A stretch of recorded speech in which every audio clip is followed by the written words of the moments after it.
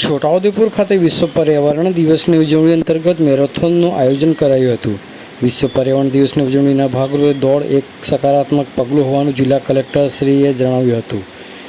5મી જૂન વિશ્વ પર્યાવરણ દિવસની વિશ્વભરમાં ઉજવણી કરવામાં આવશે, ત્યારે છોટાઉદેપુર જિલ્લામાં વન વિભાગ દ્વારા તારીખ 22મી મેથી 5મી જૂન સુધી વિવિધ પ્રકારની પ્રવૃત્તિઓનું આયોજન કરવામાં આવ્યું હતું, જેના ભાગરૂપે લોકોમાં પર્યાવરણ વિશે જાગૃતતા આવે માટે જિલ્લા વહીવટીતંત્ર અને જિલ્લા રમત વિકાસ અધિકારીશ્રીની કચેરી દ્વારા મેરેથોનનું આયોજન કરવામાં આવ્યું હતું, જેને જિલ્લા કલેક્ટર શ્રી ગાર્ગી જૈન દ્વારા લીલી ઝંડી આપી પ્રસ્થાન કરાવી હતી। આ મેરેથોન જિલ્લા કલેક્ટરશ્રીની ઉપસ્થિતિમાં છોટાઉદેપુર જિલ્લા સેવા સદનથી નગરપાલિકા, સ્ટેટ બેંક ઓફ ઇન્ડિયાના રસ્તે, બસ સ્ટેન્ડથી પેટ્રોલ પંપ ચોકડીથી વનાર ચોકડીના રસ્તે જિલ્લા વિકાસ સેવા સદન સુધી 3 કિલોમીટરની દોડ પૂરી થઈ હતી।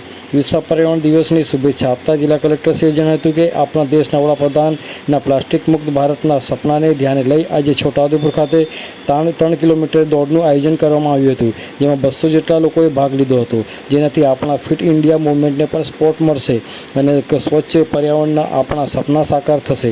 સાયકલિંગ, રનિંગ જેવી પ્રવૃત્તિઓ થકી છોટાઉદેપુરમાં પ્રચાર પ્રસાર કરવામાં આવી રહ્યો છે, જેનાથી લોકો પ્રેરાઈને પર્યાવરણ માટે સહભાગી થશે। વિશ્વ પર્યાવરણ દિવસ ઉજવણીના ભાગરૂપે દોડ એક સકારાત્મક પગલું લેવામાં આવ્યું છે। અમે પ્રયત્ન કરી રહ્યા છીએ કે જેમ ફિટ ઇન્ડિયા મૂવમેન્ટ ચાલી રહી છે તે રીતે ફિટ છોટાઉદેપુર કેમ્પેઇન અહીંયાથી શરૂ થશે, તેમ તેમણે જણાવ્યું હતું। આ મેરેથોન દોડમાં ઇન્ચાર્જ જિલ્લા વિકાસ અધિકારી અને પર્યટન વેડા શ્રી કલ્પેશકુમાર શર્મા, એસડીએમ છોટાઉદેપુર ડૉક્ટર વિમલ બારોટ, જિલ્લા રમત વિકાસ અધિકારી Vikrambhai, Chhotaudepur PI ACFI V Rathwa, RFO NC Rathwa, UB Rathwa, જિલ્લા વહીવટીતંત્રના અધિકારીશ્રીઓ, પોલીસ જવાનો અને વન વિભાગના કર્મચારીઓ જોડાયા હતા। આવો સાંભળીએ આ અંગે છોટાઉદેપુર જિલ્લા કલેક્ટર ગાર્ગી જૈન શું કહી રહ્યા છે, સાંભળો તેઓના મુખે।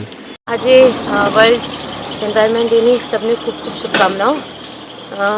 આપણા વડાપ્રધાનશ્રીના સપના પ્લાસ્ટિક મુક્ત ભારતના ધ્યાનમાં લઈ આજે 3 કિલોમીટરની દોડના આયોજન છોટાઉદેપુર ખાતે કરવામાં આવ્યા છે।